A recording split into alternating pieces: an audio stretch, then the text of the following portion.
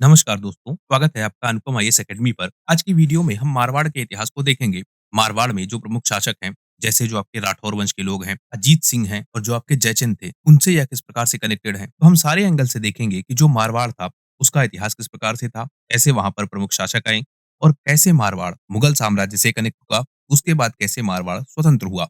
मतलब पूरी यात्रा हम देखेंगे मारवाड़ के विकास की। तो मैं अनुपम तिवारी स्वागत करता हूँ आपका अपने इस यूट्यूब चैनल पर। आइए देखें मारवाड़ के इतिहास को। इससे पहले की वीडियोस में हमने बंगाल के इतिहास को, कश्मीर के इतिहास को, इलियास शाही वंश के इतिहास को, जो कि बंगाल में था, काफी डिटेल से देखा है। हमने यह देखा कि कैसे यह वंश स्थापित हुए और उसके बाद कैसे यह वंश अपनी शक्तियों को बढ़ाते हुए आगे बढ़े। हमने यह भी देखा कि बाद में यह वंश किस प्रकार से समाप्त हुए और उनका जो विलय है वह किस प्रकार से मुगल साम्राज्य में हो गया। तो पूरी यात्रा हमने देखी है इन वंशों की। अगर आपने यह वीडियो ना देखे हों तो आपको इसी चैनल पर वह वीडियो मिल जाएंगे, आप उसे देख सकते हैं। इसके अलावा अगर आपको इस वीडियो का पीडीएफ चाहिए हो तो डिस्क्रिप्शन में आपको व्हाट्सएप चैनल का लिंक मिलेगा, उससे जुड़कर आप इस वीडियो का पीडीएफ भी प्राप्त कर सकते हैं। अब सबसे पहला यह प्रश्न कि हमें मारवाड़ के इतिहास को क्यों पढ़ना है, क्योंकि जब भी आप किसी परीक्षा की तैयारी करते हैं तो आपके लिए सबसे जरूरी यह होता है कि यह जाने कि किसी टॉपिक को क्यों पढ़ना है। तो जब हम मारवाड़ को देखते हैं तो एक तो यह केंद्र है कहाँ का, राजस्थानी शक्ति का या फिर राजपूताना का। उसके बाद जो इसका प्रमुख योगदान है, यह मुगल साम्राज्य के अंतर्गत आया था। तो हमें मुगल साम्राज्य को अगर ठीक से समझना होगा तो उसने किन किन क्षेत्रों पर अधिकार किया, उनका क्या इतिहास था, उसे भी ठीक से समझना होगा। मुगल साम्राज्य के बाद यह वंश स्वतंत्र शासक के रूप में भी उभर कर आया, उसे भी समझना होगा। मारवाड़ का जो भौगोलिक स्थिति है उसे भी हमें समझना होगा कि क्यों मारवाड़ पे अधिकार करना मुगल साम्राज्य के लिए इतना जरूरी था। तो हम सारे एंगल से कवर करेंगे और यह समझेंगे कि मारवाड़ हमारी परीक्षाओं के लिए क्यों उपयोगी है और कैसे मारवाड़ मुगल साम्राज्य को समझने के लिए हमारी मदद करेगा। प्राचीन काल में हम देखते हैं कि जो आपका मारवाड़ का क्षेत्र था, यहाँ पर गुर्जर प्रतिहार हमको मिलते हैं से फेमस, और उनसे पहले जो मालव हैं, शक हैं, कुषाण हैं, वह सब हमको मिलते हैं। गुर्जर प्रतिहारों के साथ हमने देखा था कि यह क्षत्रिय कुल से कनेक्टेड थे। तो गुर्जर प्रतिहारों का शासन था कब, 7वीं से लेकर 11वीं शताब्दी तक मारवाड़ के क्षेत्र में। इनमें हम देखते हैं कि नागभट्ट प्रथम, मिहिर भोज बहुत फेमस राजा थे। बाद में जो प्रतिहार है यानी जो गुर्जर प्रतिहार है, इनका स्थान ले लेते हैं चौहान वंश के लोग और परमार वंश के लोग। तो पहले देखा हमने गुर्जर प्रतिहार है, उससे पहले हमने देखा तो मालव हैं, शक हैं, कुषाण हैं, फिर गुर्जर प्रतिहार के बाद चौहान, चौहान के बाद परमार। इस तरह से जो मारवाड़ का क्षेत्र है वहां पर शासन व्यवस्था प्राचीन काल से ही परिवर्तित हो रही थी। उसके बाद हम देखते हैं कि राजपूताना शासन व्यवस्था वहां स्थापित हो जाती है और राठौर वंश का शासन स्थापित हो जाता है। कब, 13वीं शताब्दी में। जो आपके यह राठौड़ हैं, यह कौन थे जिन्होंने आकर मारवाड़ में अपनी प्रशासनिक व्यवस्था स्थापित कर दी, क्योंकि हमने देखा कि गुर्जर प्रतिहारों का शासन वहां था और गुर्जर प्रतिहार वहां की प्रशासनिक व्यवस्था को संभाले हुए थे। तो कैसे यह नया वंश यानी जो राठौड़ वंश है यह स्थापित हो गया मारवाड़ के क्षेत्र में। तो इनके विषय में देखते हैं। तो पहले यह कन्नौज के निवासी थे, यानी कन्नौज के यह शासक थे। लेकिन जब भारत में तुर्क आक्रमण प्रारंभ हुए और इसमें भी सबसे फेमस गोरी का आक्रमण, तो जब वह आक्रमण हुआ तो इन लोगों ने कन्नौज को छोड़ दिया और कन्नौज को छोड़कर मारवाड़ में जाकर बस गए। इनका जो प्रमुख शासक है सिहा राठौड़, इसी को संस्थापक माना जाता है कि राठौर वंश की स्थापना इसी व्यक्ति ने की थी। इसके बाद एक प्रमुख राजा है रावचूड़ा, जिन्होंने मारवाड़ के क्षेत्र में एक राजा के रूप में अपने वंश की स्थापना की। तो राठौड़ वंश का संस्थापक कौन है, सिहा राठौड़। राठौड़ वंश को मारवाड़ में स्टेब्लिश किसने किया, रावचूड़ा ने। तो 1394 ईस्वी में मारवाड़ के क्षेत्र में इस वंश की नींव पड़ती है। इसे हम और डिटेल से समझते हैं। हमने यह देखा था कि 1191 में, उसके बाद 92 में दो युद्ध हुए थे। कौन से युद्ध, तराइन के युद्ध। उसके बाद 1194 में एक अगला युद्ध हुआ, चंदावर का युद्ध। इस चंदावर के युद्ध में जो जयचंद थे, जयचंद कहाँ के, गढ़वाल के राजा, इन्हीं जयचंद की बेटी थी संयोजिता, जिनका विवाह हुआ था पृथ्वीराज चौहान। तो जयचंद के साथ युद्ध हुआ चंदावर का। पहले 1191 और 92 में दो युद्ध हुए तराइन के। उसके बाद 94 में युद्ध हुआ चंदावर का। इस चंदावर के युद्ध के बाद जो राजा जयचंद है उनकी मृत्यु हो जाती है और जो गहड़वाल वंश है, राजा जयचंद किससे कनेक्टेड थे, गहड़वाल वंश से। तो राजा जयचंद युद्ध को हार जाते हैं। उससे पहले हमने देखा था कि 92 और 91 में जो युद्ध हुआ उसमें पृथ्वीराज चौहान हारे थे और जो मोहम्मद गौरी था उसने उस युद्ध को जीता था। मतलब तराइन का पहला युद्ध पृथ्वीराज चौहान ने जीता, दूसरा युद्ध मोहम्मद गौरी ने जीता। उसके बाद मोहम्मद गौरी आगे बढ़ता है और जयचंद से युद्ध करता है 1194 में। चंदावर का युद्ध। जब 1191 का और 92 का युद्ध हुआ था, उस समय जयचंद ने पृथ्वीराज चौहान की सहायता नहीं की थी, क्योंकि जो यह विवाह हुआ था, संयोजिता का विवाह, यह विवाह पृथ्वीराज चौहान ने अपहरण करके किया था। इसे भी समझ लेते हैं। संयोजिता का स्वयंवर था और संयोजिता के स्वयंवर में पृथ्वीराज चौहान को नहीं बुलाया गया था, बल्कि पृथ्वीराज चौहान की एक मूर्ति बनाई गई। मूर्ति बनाकर उसको द्वारपाल के रूप में नियुक्त कर दिया गया। अब ऐसा यह क्यों कर रहा था? क्योंकि जो पृथ्वीराज चौहान है, यह अपनी शक्ति लगातार बढ़ा रहे थे। तो एक तरह से ईर्ष्या की भावना थी जयचंद के मन में। संयोजिता का विवाह वह पृथ्वीराज से नहीं करना चाहता था, लेकिन स्वयंवर था और स्वयंवर में संयोजिता ने क्या किया? द्वारपाल को ही जयमाल पहना दी। इससे क्या हुआ? अब जो पृथ्वीराज चौहान उन पर नैतिक दबाव बन गया कि वह संयोजिता से विवाह करें। पृथ्वीराज चौहान संयोजिता का अपहरण कर लेते हैं और अपहरण करके उनसे विवाह कर लेते हैं। इससे जयचंद बहुत नाराज था और जयचंद ने क्या किया? जब 1192 में दूसरा युद्ध हुआ तराइन का, पूरी तरह से यह कोशिश की कि ना तो वह खुद और ना उसके अलावा जो उसके समर्थक हैं, उनमें से कोई पृथ्वीराज चौहान की मदद करे। यानी जयचंद खुद चाहता था कि पृथ्वीराज चौहान युद्ध को हार जाए। पृथ्वीराज चौहान युद्ध को हार जाते हैं। जयचंद को लगा था कि वह मोहम्मद गौरी से मित्रता करेगा और मोहम्मद गौरी उसकी सहायता करेंगे, लेकिन हुआ इसका उल्टा। मोहम्मद गौरी ने उसी पर आक्रमण कर दिया। चंदावर का युद्ध हुआ और जयचंद इस युद्ध में मारा गया। जब जयचंद इस युद्ध में मारा गया तो कन्नौज पर मोहम्मद गौरी का अधिकार हो गया। अब जो इसके वंश के लोग हैं, इसके वंश के, जयचंद के वंश के लोग हैं, यह गढ़वाल को छोड़ देते हैं, गढ़वाल से भाग जाते हैं। भागकर यह अलग अलग स्थानों पर शरण लेने लगते हैं। अब ऐसा क्यों हो रहा था? क्योंकि मोहम्मद गौरी ने युद्ध जीता था। युद्ध जीतने के बाद राजा बदलता है, जो प्रजा है उस पर बहुत ज्यादा परिवर्तन नहीं होता है। लेकिन यहाँ क्या हो रहा था? क्योंकि यह लोग तुर्क थे और तुर्कों के साथ हमने यह व्यवस्था देखी कि जब भी आक्रमण करते थे तो यह लूट मार बहुत करते थे। यही काम इन्होंने कन्नौज में करना शुरू कर दिया। कन्नौज को बहुत बुरी तरह से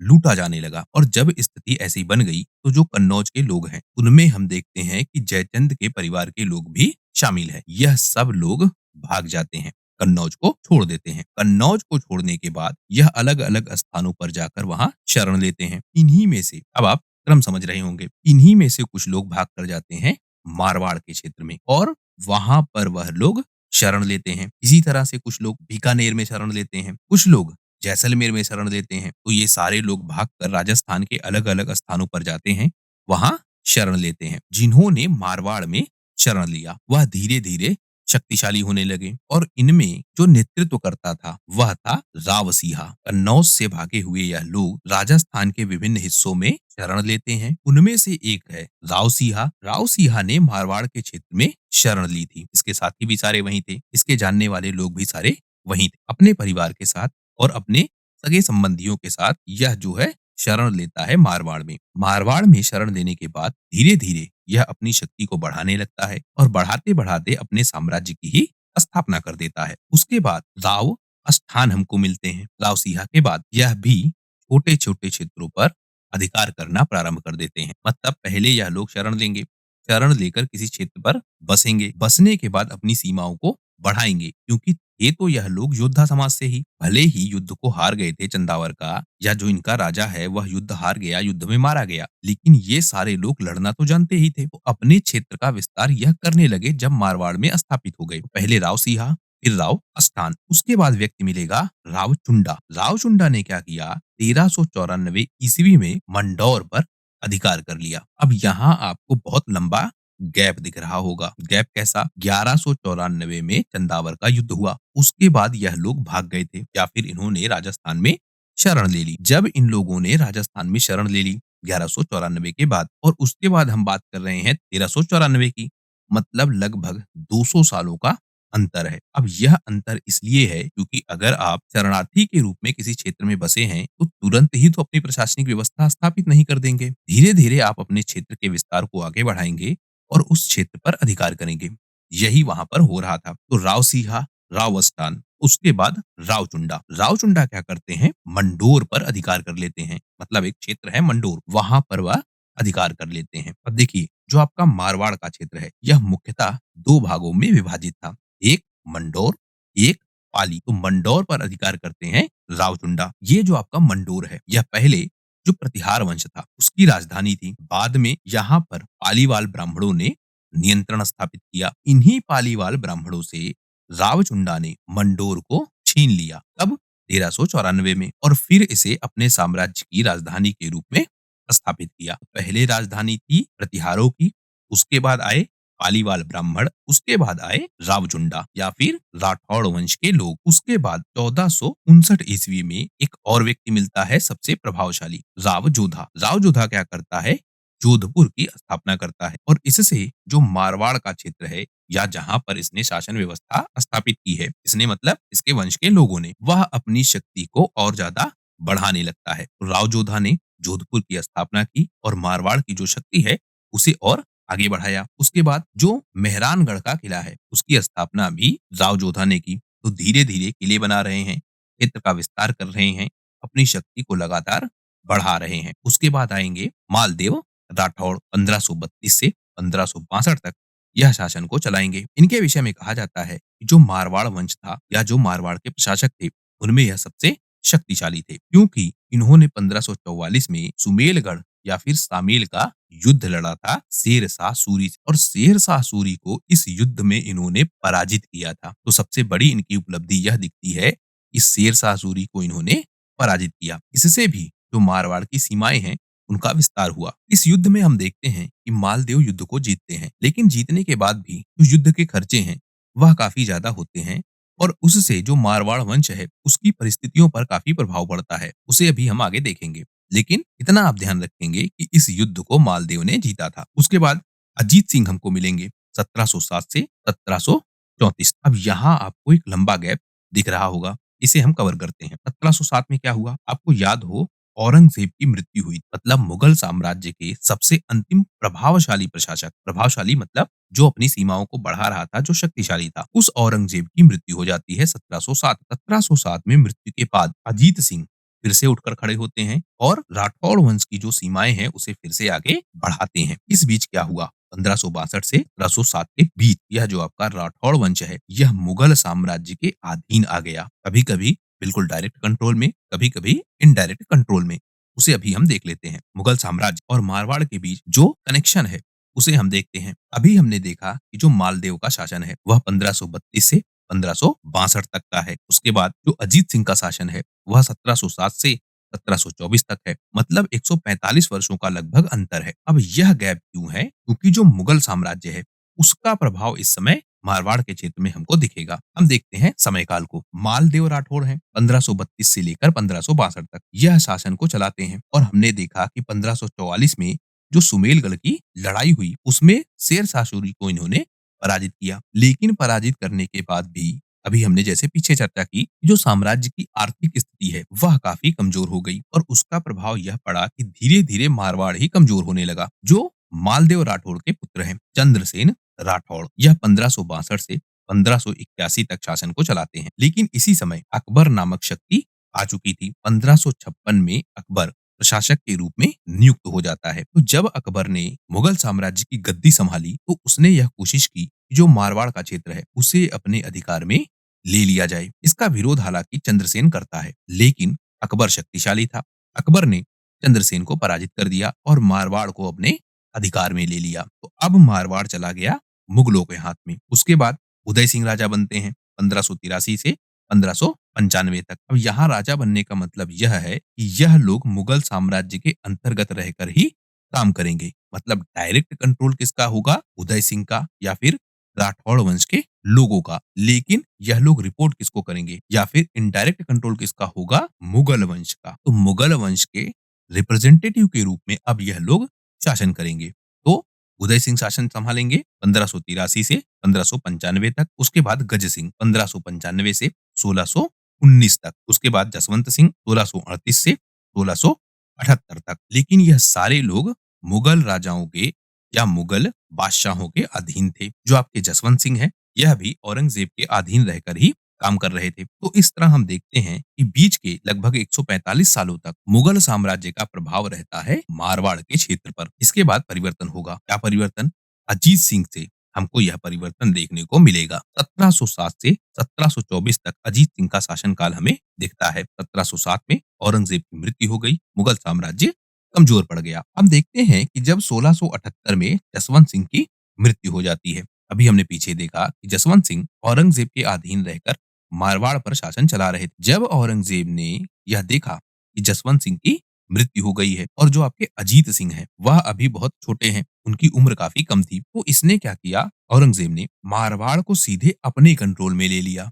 अभी तक क्या हो रहा था, एक रिप्रेजेंटेटिव था कोई राठौड़ वंश का, जो मुगल साम्राज्य के नाम पर शासन चला रहा था। लेकिन औरंगजेब ने क्या, इसे सीधे-सीधे अपने कंट्रोल में ले लिया और जब सीधे-सीधे कंट्रोल में ले लिया, तो विरोध होने की जो संभावना है, वह बढ़ जाती है। क्योंकि जब भी आप देखेंगे, जो इनडायरेक्ट शासन व्यवस्था होती है, उसमें विद्रोह होने की संभावना कम होती है।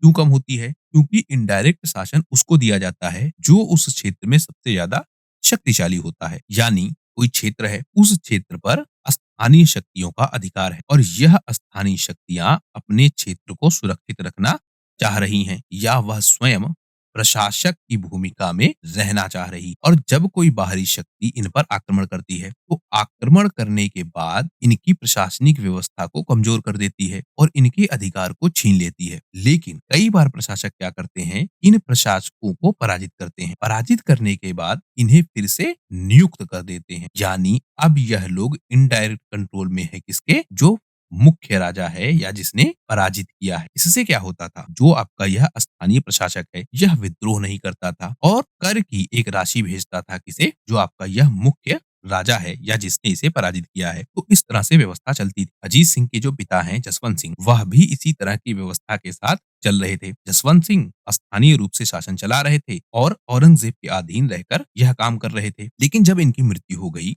तो औरंगजेब ने क्या किया, सीधा-सीधा यह क्षेत्र अपने ही कंट्रोल में ले लिया। कंट्रोल में लेने के बाद इसने जबरन यहाँ इस्लामी कानून व्यवस्था को लागू किया, इस्लामीकरण करने की कोशिश की। औरंगजेब के साथ यह चीज हम देखेंगे। इसके साथ-साथ औरंगजेब को यह बात पता लगी कि इनका एक पुत्र है अजीत सिंह और अजीत सिंह को औरंगजेब मारना चाहता था। यह भी एक गलत नीति थी औरंगजेब की, जो इसे बाद में भारी पड़ेगी। तो अजीत सिंह को यह मारना चाहता था और जब यह बात लोगों को पता लगी, क्योंकि जो स्थानीय लोग हैं, वह स्थानीय प्रशासक के प्रति ज्यादा समर्पित होते हैं और यही बात औरंगजेब ठीक से नहीं समझ पाया। उसने अजीत सिंह को मारने की कोशिश कर दी। अजीत सिंह हालांकि बच जाते हैं, क्योंकि इन्हीं राजपूत लोगों में से कुछ लोग ऐसे थे जो अजीत के लिए बहुत डेडिकेटेड थे, उसके प्रति समर्पित थे। इन्होंने अजीत सिंह को बचा लिया। अजीत सिंह को बचाने में एक सबसे प्रमुख हाथ है दुर्गादास राठौड़ का। इसने क्या किया, जब इसको पता लगा कि औरंगजेब मारना चाहते हैं अजीत सिंह को, तो यह अजीत सिंह को लेकर भाग गया और भागने के बाद एक सुरक्षित स्थान पर रहकर अजीत सिंह का पालन पोषण करने लगा। वहीं जो औरंगजेब है, पहले तो उसने क्या किया है, अजीत सिंह को मारने का प्रयास। इससे भी जो आम जनता है, वह क्या है, नाराज है। उसके बाद यह उनका जबरदस्ती इस्लाम में परिवर्तन कराना चाहता है। अब इससे भी जो राजपूत जनता है, क्योंकि वहां पर बहुसंख्यक में राजपूत थे, वह सब विरोध करने लगते हैं। फिर जो दुर्गादास है, वह किसी तरह से, क्योंकि 1668 में इसके पिता की मृत्यु हो गई थी, इसके अजीत सिंह के, तो 1679 से लेकर 1707 तक यह जो दुर्गादास है, यह सुरक्षा करता है अजीत सिंह की औरंगजेब से। औरंगजेब ने मारवाड़ पर कब्जा तो किया, लेकिन जो दुर्गादास जैसे राठौड़ थे, यह लोग धीरे धीरे विद्रोह करते रहे। गुरिल्ला युद्ध पद्धति से लगातार यह लोग औरंगजेब को परेशान करते रहे। मतलब औरंगजेब ने क्षेत्र तो जीत लिया, लेकिन क्षेत्र जीतने के बाद जो इसे लाभ मिलना चाहिए था, वह लाभ इसको नहीं मिलता है। मुगलों के बीच और मारवाड़ के राठौड़ों के बीच यह संघर्ष चलता रहा। यही समस्या औरंगजेब के सामने आई थी दक्कन में भी। दक्कन को भी जीतने में उसने अपना बहुत सारा धन, बहुत सारी सैन्य शक्ति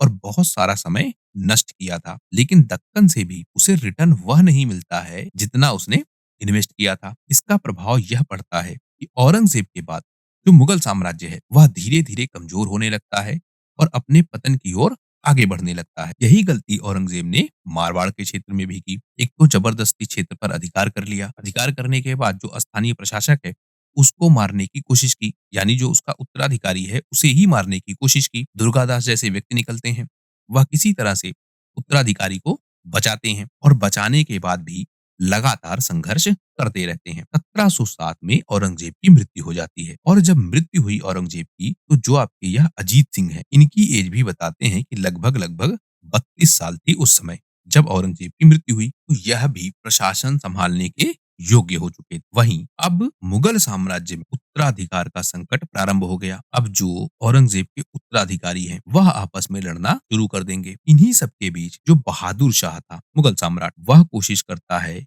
कि राजपूत उसको समर्थन दें, क्योंकि अब जब उत्तराधिकार का संकट प्रारंभ हो चुका है, तो यह लोग अपने समर्थक ढूंढेंगे। मतलब जितने उत्तराधिकार के दावेदार हैं, वह लोग अपने समर्थक ढूंढेंगे। अलग-अलग क्षेत्रों से यह कोशिश करेंगे कि ज्यादा से ज्यादा लोग उनको सपोर्ट करें। इससे क्या होगा? उनकी जो दावेदारी है, वह दावेदारी ज्यादा मजबूत होगी, क्योंकि मान लेते हैं कि उत्तराधिकार के 3 दावेदार हैं, तो तीनों दावेदारों में से इसे ज्यादा लोग सपोर्ट कर रहे हैं। मतलब जो स्थानीय शक्तियां हैं, अन्य शक्तियां, वह ज्यादा किसे सपोर्ट कर रही हैं? जिसे सपोर्ट ज्यादा करेंगी, इसका मतलब उसका पलड़ा भारी है और वही व्यक्ति अगला उत्तराधिकारी है। इस बात की संभावना ज्यादा होती थी। इसी क्रम में जो बहादुर शाह है, वह समर्थन मांगता है किससे?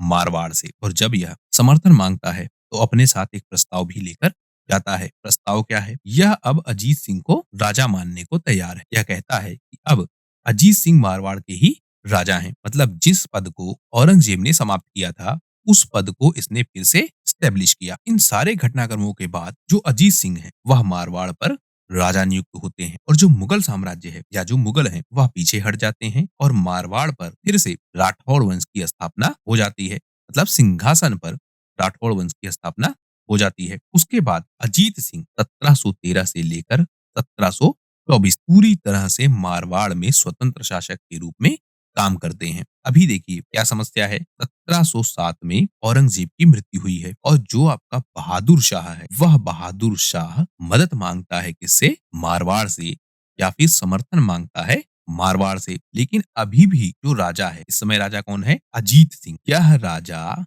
मुगलों के समर्थन से है। अभी पूरी तरह से यह स्वतंत्र नहीं है, लेकिन 1713 में यह पूरी तरह से स्वतंत्र हो जाएगा। कैसे? 1713 में बहादुर शाह की मृत्यु हो गई। उसके बाद राजा बना फर्रुखसियर और फर्रुखसियर के समय हम देखते हैं कि जो मुगल साम्राज्य है, वह और ज्यादा कमजोर हो चुका है। अजीत सिंह ने इस स्थिति का पूरा लाभ उठाया। और कैसे लाभ उठाया? मुगल शक्ति को मारवाड़ से बाहर कर दिया। अब यहाँ भी आप अंतर समझेंगे। राजा नियुक्त किया था जब अजीत सिंह को बहादुर शाह ने 1707, इसका मतलब यह था कि जो टैक्स होगा, उस टैक्स का एक हिस्सा जाएगा किसे? बहादुर शाह। लेकिन जब पूरी तरह से स्वतंत्र होंगे 1713 में, तो यह टैक्स का हिस्सा नहीं जाएगा किसे? मुगल साम्राज्य को। तो यही परिवर्तन यहाँ होता है फर्रुखसियर के बाद। इन्हीं सब में हम देखते हैं कि जो अजीत सिंह है, वह मिलते हैं जयपुर के सवाई जयसिंह द्वितीय से। इन दोनों ने मिलकर मुगल साम्राज्य पर दबाव बढ़ाना प्रारंभ कर दिया और मुगल साम्राज्य अब कमजोर हो गया। और हम देख पाते हैं कि 1716 जाते जाते, मतलब 3 सालों का यह संघर्ष हुआ। 1713 से लेकर 1716 तक जयपुर के सवाई जयसिंह और अजीत सिंह दोनों मिलकर मुगलों को बाहर करते हैं। 1716 में पूरी तरह से मुगलों को बाहर कर दिया जाता है। जोधपुर, मारवाड़, यह पूरा क्षेत्र मुगलों के चंगुल से बाहर आ जाता है। यानी अब मुगलों का कोई प्रभाव नहीं है। तो इस तरह मारवाड़ पूरी तरह से स्वतंत्र हो गया। अब हम समझें, क्योंकि अब जो इसके बाद का इतिहास है, उसे हमें ब्रिटिश काल से कनेक्ट करके पढ़ना होगा, या बीच में जो छोटे-मोटे परिवर्तन होंगे उन्हें हमें देखना होगा। लेकिन ज्यादा हमको पढ़ना होगा ब्रिटिश काल से कनेक्ट करके। अब हम समझे जो मारवाड़ का क्षेत्र है, वहां पर कला का, साहित्य का, इन सब का विकास कैसे हुआ, क्योंकि इससे संबंधित प्रश्न आपसे पूछे जाते हैं। किसी पर्टिकुलर पुस्तक को किसने लिखा है, उसका विषय क्या है, किसी निर्माण को किसने करवाया है, कब करवाया है, यह सब आपसे काफी पूछा जाता है। तो इन्हें भी हम देख लेते हैं, जो आपकी प्रीलिम्स परीक्षा के लिए काफी इंपॉर्टेंट। हम देखते हैं कि जो मारवाड़ का क्षेत्र है, मतलब वर्तमान जोधपुर का जो यह क्षेत्र है, यह सांस्कृतिक रूप से बहुत महत्वपूर्ण था। यहाँ पर कला का, स्थापत्य कला का, संगीत का, नृत्य का और साहित्य का बहुत तेजी के साथ विकास होता है। सबसे फेमस हम देखें यहाँ की चित्रकला, जिसे कहते हैं मारवाड़ शैली की चित्रकला। यह राजस्थान की जो चित्रकला है, मतलब पूरा राजस्थान का जो एरिया है, उसमें जो यह मारवाड़ है, यह अपनी चित्रकला के लिए बहुत फेमस था। स्पेशली इनकी लघु चित्र शैली, यह बहुत फेमस। इन चित्रों में, यानी जो यह लघु चित्र बनाए जाते थे, इनमें भगवान कृष्ण की, रामायण की जो गाथा है, उससे जुड़े चित्र, महाभारत की गाथा से जुड़े चित्र, जो राग रागनियां हैं उनके चित्र, और जो राजाओं के जीवन से संबंधित घटनाएं, उनसे संबंधित चित्र बनाए जाते थे। इनमें हम देखते हैं जोधपुर, नागौर, मेड़ता, फलोदी, यह सारे प्रमुख केंद्र हैं जहां पर यह चित्रकारी की जाती है। हम जब देखते हैं तो जो आपका मेहरानगढ़ का किला है, उम्मेद भवन है, इन सब में यह चित्र शैली हमको दिखती है। स्थापत्य कला में देखें तो जो आपका मेहरानगढ़ का किला है, जिसे बनवाया किसने? 1459 में राव जोधा ने। उसके साथ साथ जो उम्मेद भवन पैलेस है जिसे 20वीं सदी में बनाया गया, यह भी बहुत फेमस है। उसके बाद जसवंत पाड़ा, यह भी मारवाड़ की एक प्रमुख रचना है जो कि संगमरमर से बनी है। उसके साथ साथ जो राणकपुर जैन मंदिर है, यह भी मारवाड़ के क्षेत्र में बहुत फेमस है। संगीत के क्षेत्र में अगर हम देखें तो जो लोक संगीत है मारवाड़ का, यह बहुत फेमस है। कवित पद तोरठा, यह सारे बहुत फेमस हैं। यहाँ पर शास्त्रीय संगीत गाया जाता है, वीर रस की रचनाएं की जाती हैं, क्योंकि जो राजस्थान का क्षेत्र है वहां पर वीर रस का प्रयोग सबसे ज्यादा किया जाएगा रचनाओं में। राजस्थान वीरों की भूमि रही है, बहुत बड़े बड़े योद्धा राजस्थान के क्षेत्र में हमें मिलते हैं। या अगर हम यह कहें कि अगर किसी क्षेत्र को देखना हो कि किसी क्षेत्र से सबसे ज्यादा योद्धा कहाँ से मिले हैं, तो वह हमको राजस्थान ही दिखेगा। इतने योद्धा राजस्थान ने दिए हैं, शायद ही देश के किसी और हिस्से ने दिए हैं। तो राजस्थान में बहुत सारे योद्धा हैं, इसलिए जो वीर रस है यानी वीरता की बातें, गौरवान्वित करने वाली बातें, वह सब हमको इनकी संगीत विधाओं में दिखता है। जैसे बाबू जी की अड़, यह धार्मिक रूप से और वीर रस के रूप में गाया जाता है। सामुदायिक लोक गायन भी किया जाता है, यानी बहुत सारे लोग एक साथ मिलकर गाना गाते हैं राजस्थान के क्षेत्र में, यह भी हम देखते हैं। इनमें मांगड़ियार और लंगा यह बहुत फेमस है। लोक नृत्य में देखें तो गेर नृत्य बहुत फेमस है राजस्थान में। यह कब जाता है? होली के अवसर पर, यह भी पूछा जाता है। उसके साथ साथ चारी नृत्य, यह भी फेमस है, जिस पर लोग सिर पर जलती हुई आग लेकर नृत्य करते हैं, यह फेमस है। फिर कच्ची घोड़ी नृत्य, यह पूछा भी गया है और इम्पोर्टेंट भी बहुत है। यह भी राजस्थान का या फिर मारवाड़ का प्रमुख नृत्य है। तो लोक संगीत का भी विकास हो रहा है, लोक नृत्य का भी विकास हो रहा है। इसके बाद हम देखें साहित्य में भी हमें मारवाड़ का योगदान दिखता है। इन्हें हम कैटेगराइज करके देख लेते हैं, क्योंकि कैटेगराइज करके जब आप देखेंगे तो आपके लिए आसान हो जाएगा। हम देखते हैं कि जो वीर रस है और जो भक्ति काव्य है वह हमको दिखता है। इनमें हम देखते हैं तो बाबू जी की फड़ जो कि वीर रस के लिए बहुत फेमस है। देव नारायण की फड़, यह लोक देवता देव नारायण की कथा है। वीर दुर्गादास राठौड़ की गाथा, जिन्होंने सुरक्षा की थी अजीत, उनसे संबंधित कुछ लेखकों को अगर हम देखें तो सूजा जी जो मारवाड़ के एक बहुत फेमस कवि हैं। नाहरनाथ जी, यह भी बहुत फेमस हैं और स्पेशली अपने वीर रस के लिए। मीराबाई, यह नाम भी आप ध्यान रखेंगे, जो फेमस है सबसे ज्यादा कृष्ण भक्ति के लिए। उसके बाद अलाउद्दीन खां, यह नाम भी आपको ध्यान रखना होगा, जो मारवाड़ संगीत के लिए महत्वपूर्ण है। अब हम इनकी रचनाएं भी देख लेते हैं। जैसे जो आपकी मीराबाई, इनकी रचनाएं आपसे पूछा जाता है। कौन सी रचनाएं? एक है आपका मीराबाई के पद, एक है आपका नरसिंह जी का माहरो, यह इंपॉर्टेंट। वहीं प्रेम अब बोध, यह भी इंपॉर्टेंट है। इनमें हम देखते हैं कि कृष्ण भक्ति से संबंधित, प्रेम से संबंधित और आध्यात्मिक ज्ञान से संबंधित तथ्य हमको दिखते हैं। दूसरे व्यक्ति संत दादू दयाल, यह भी बहुत फेमस है। इनकी रचना दादूवाड़ी, यह पूछी जाती है। और अनमोल वचन, यह आप ध्यान रखेंगे, अनमोल वचन दादू दयाल की रचना है। इनमें निर्गुण भक्ति, सामाजिक विषयों पर और जो आध्यात्मिकता है उन पर हमें लेख मिलते हैं। इसके बाद सूजा जी, यह भी फेमस है, जो वीर सत्सई लिखते हैं, यह भी इंपॉर्टेंट है। इनमें यह वीरता की, राजपूत योद्धाओं की, वीर रस की, इन सब की बात करते हैं। फिर नाहरनाथ जी, यह फेमस है किसके लिए? जसवंत चरित्र के लिए। इसमें यह राजा जसवंत के विषय में लिखते हैं। इससे यह पता लगता है कि राजपूतों की जो वीरता है, उनकी जो युद्ध क्षमता है वह कितनी ज्यादा थी। इसी तरह से कवि ईश्वरदास, यह क्या लिखते हैं?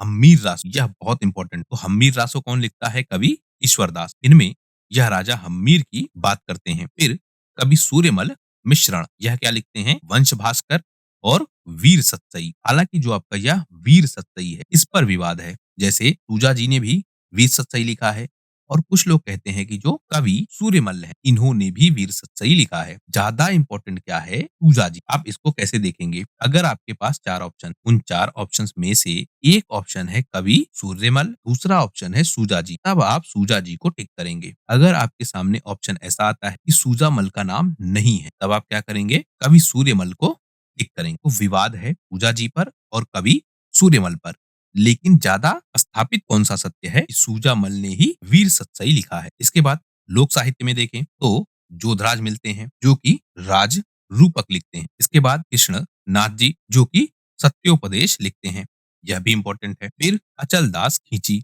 यह क्या लिखते हैं?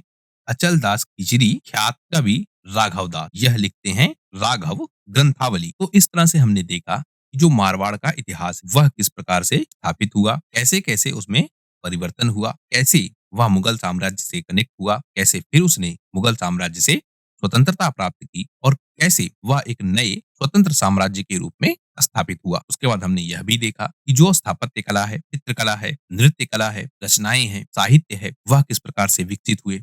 उनसे संबंधित जो प्रमुख लोग हैं, वह कौन से हैं, वह भी हमने देख लिया। तो इस तरह से जो मारवाड़ है, उससे संबंधित सारे तथ्यों को हमने देख लिया है। इस वीडियो में फिलहाल सिर्फ इतना ही। आशा करता हूँ यह वीडियो आपकी परीक्षा के लिए उपयोगी होगा। वीडियो यदि पसंद आया हो तो प्लीज शेयर कीजिए अपने दोस्तों के साथ, सब्सक्राइब कीजिए इस चैनल को। आपका हमसे जुड़ने के लिए बहुत बहुत धन्यवाद। आपका दिन शुभ हो।